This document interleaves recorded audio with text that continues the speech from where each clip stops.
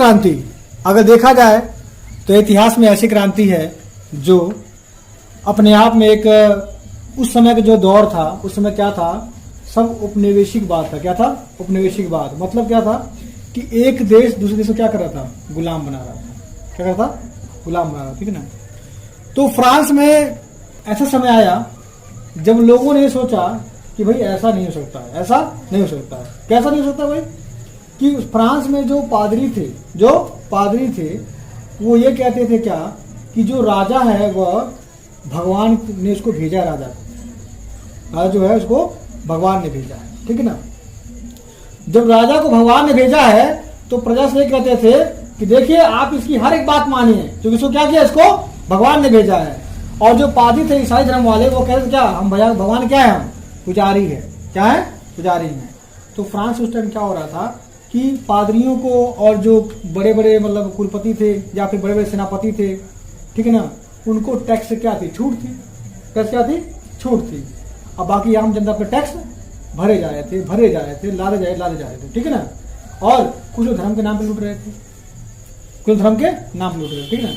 फिर फ्रांस के लोगों में क्या हुआ, एक आम बात बैठी क्या कि भाई अगर भगवान एक है, अगर भगवान और ईसा मसीह अगर एक है तो ऐसे कैसे हो सकता है भाई कि तुम टैक्स ना दो और हम क्या करें? टैक्स दे। ठीक है। तो जनता में क्या हुआ? विद्रोह हुआ। क्या हुआ? विद्रोह हुआ। और जनता ने ठान लिया क्या कि भाई हमारे भी कुछ अधिकार है, हमारे भी कुछ अधिकार है, और आप क्या कर रहे हो? अत्याचार कर रहे हो। क्या कर रहे हो? अत्याचार कर रहे हो।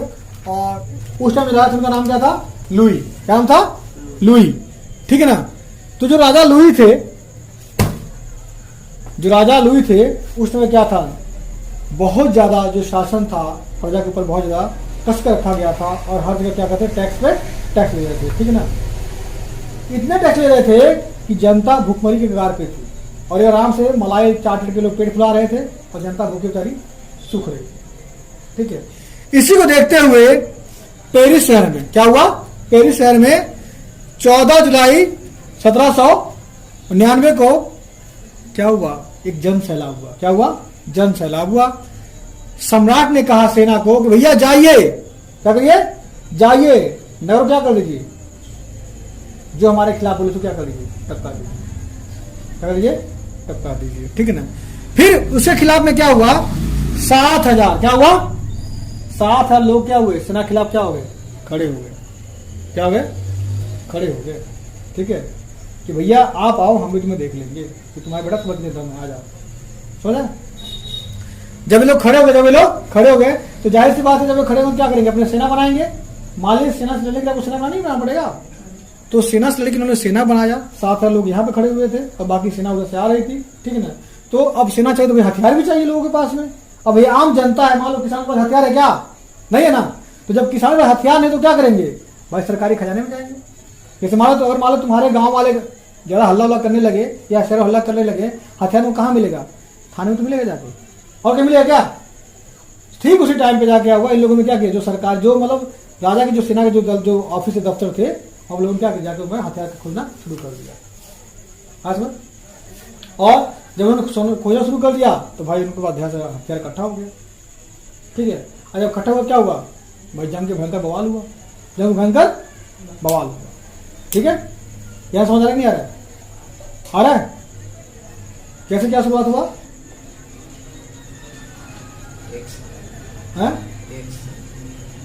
किसे?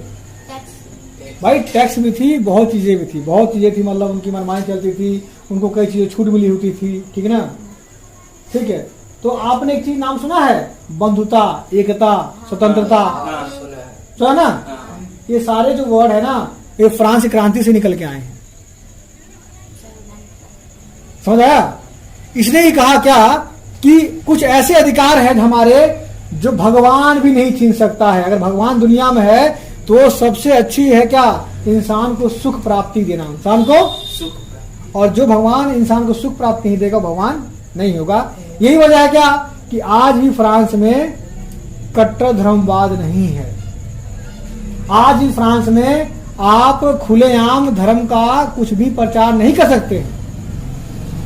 वो कहता है क्या कि भैया अब तुम जो भी हो, तुम्हें पूजा करनी है, तुम्हें टोपी पहननी, नमाज पढ़नी, भैया अपने घर में पढ़ो, बाहर मत आना, बाहर फिर टपका देंगे, उठवा देंगे सीधे।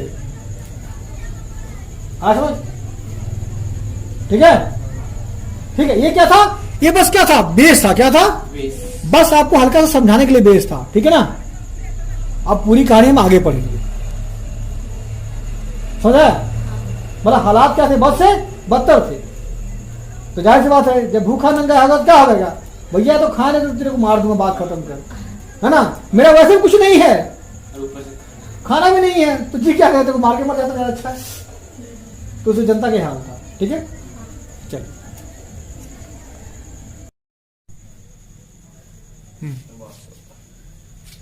तो फ्रांसीसी क्रांति का आपने हल्का सा और ऊपर जो व्यू था आपने जान लिया था।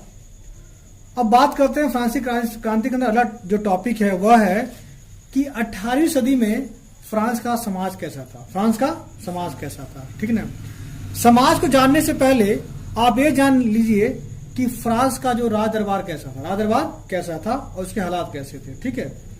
तो देखिए आपके सामने है, बुर्बो राजवंश के लुई 16वां ने सन 1774 में फ्रांस की गद्दी पर बैठ गया। क्या हुआ, फ्रांस गद्दी पर क्या हो गया, बैठ गया, ठीक ना। और उसकी शादी किससे हुई, ऑस्ट्रिया की राजकुमारी मेरी एंतो मत याद रखे यार, ये रख ले मेरी, क्या रहा, तेरी मेरी याद रहेगा ऐसा, ठीक है, ठीक। और जब ये राजा बना तो क्या हो भैया, राजा मत क्या ढूंढेगा पीटे, आई एम किंग। पार्टी शाल्टी की, मुर्गा दारू खूब चला, इसमें क्या हो गया, राजकोष क्या हो गया, खाली हो गया। क्या हो गया, राजकोष क्या हो गया, खाली हो गया, ठीक है ना। अच्छा, उसी समय क्या हो रहा था कि फ्रांस ना अपने आसपास वालों पड़ोस से क्या कर रहा था, लड़ाई कर रहा था। जब लड़ाई करेंगे तो बच्चा क्या होगा, पैसा खर्चा नहीं होगा ना भाई। तो जब पैसा खर्चा हो गया तो हम क्या हो गया, पैसा खर्चा हो गया, प्लस लड़ाई करने से क्या होता है, जो हमारे पास जो इसके कमाने के साधन थे वो क्या हो गए, नष्ट हो गए। क्या हो गए, नष्ट हो गए। जब भैया कमाने के साधन नष्ट हो गए तो तुम्हें पैसा कहाँ मिलेगा, खत्म कहानी होगी, ठीक है। फिर कह रहा क्या कि उसी समय क्या था, फ्रांस सरकार पर कर्ज का क्या था भैया, बोझ भी था, क्या था, बोझ भी था, बढ़ गया था, ठीक है ना। तो जब इतने इतने ही बेकार स्थिति चल रही थी, जेब में चवन्नी नहीं था, तो सरकार किससे लेगी, जनता से लेगी। किससे लेगी, जनता से लेगी। तो क्या हुआ, कर्ज को चुकाने के लिए सरकार ने क्या किया, आम लोगों पर टैक्स बढ़ा दिया। समझ। अब आप इसमें जानेंगे, जैसा कि इसमें लिखा है समाज के बारे में, अब बच्चों आप ये जानेंगे कि भाई किस समाज के या किस स्टेट के लोग टैक्स देते थे और किस स्टेट के लोग टैक्स नहीं देते थे, ठीक है ना। असल में देखा जाए तो फ्रांस में आग लगाने वाला काम तो यही हुआ था, ठीक है। अब आपको बताऊंगा मैं कि किस स्टेज के लोग देते थे, सॉरी किस स्टेज के लोग नहीं देते थे, ठीक है।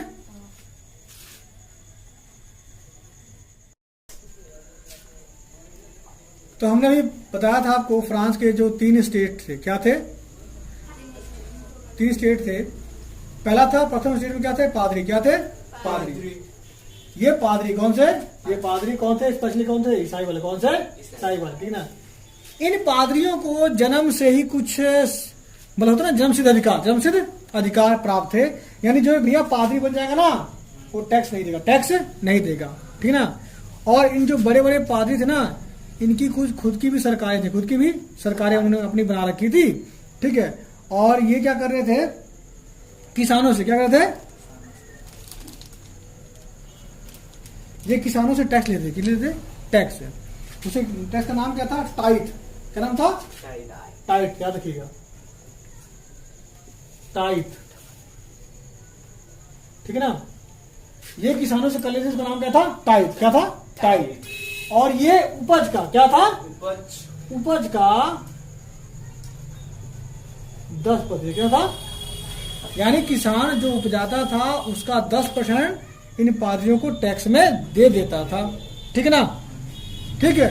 और सबसे बड़ी बात क्या थी, इनको टैक्स भी था, क्या था, ये टैक्स नहीं देते थे, बस आराम से क्या करते थे, भोग विलास, क्या कहते थे, शादी ब्याह करते थे, अपना मुर्गा मछली रोज खाते, 10 दिन आराम से ऐश करते थे, ठीक है।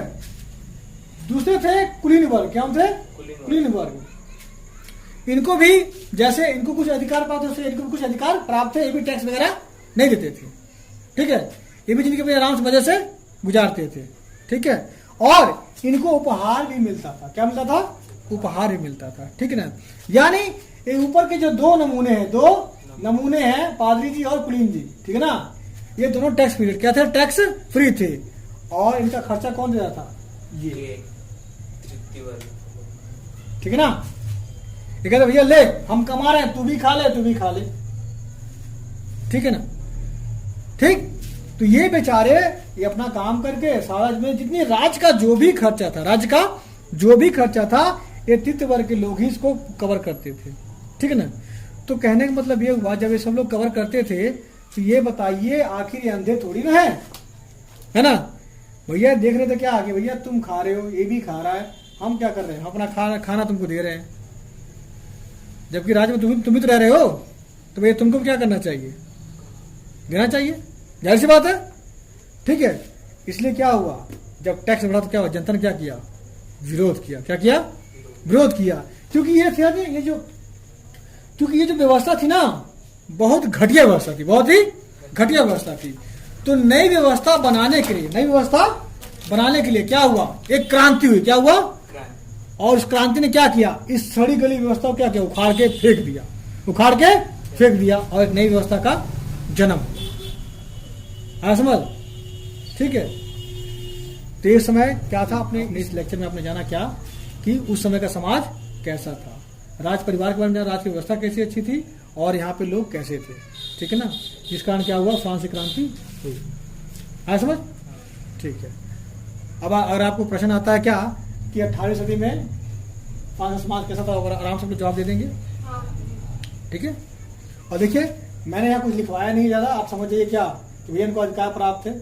ठीक है ना। और ये टैक्स भी याद रखिएगा, टाइथ। क्या था? टाइथ। ठीक है, समझा? चलो।